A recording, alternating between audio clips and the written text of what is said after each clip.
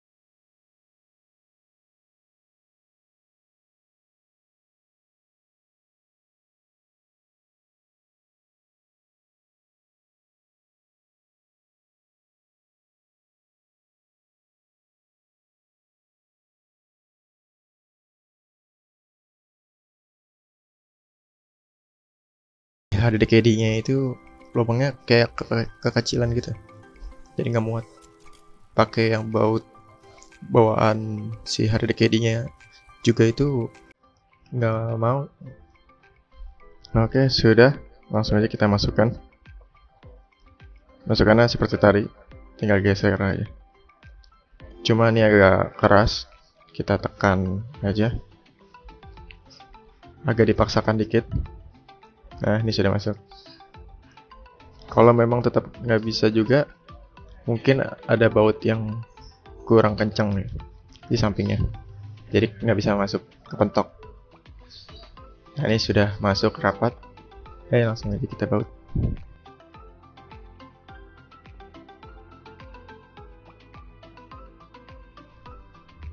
Oke, sudah. Langsung aja kita nyalakan. Siapkan casannya, colokkan, lalu dibuka dan nyalakan.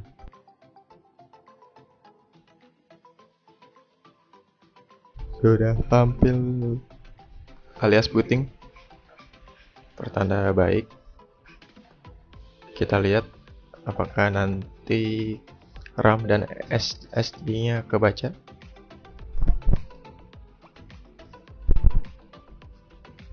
Ini kita masih booting ke hard disk-nya ya, karena SSD masih kosong. Karena kita ingin nge-backup juga ntar.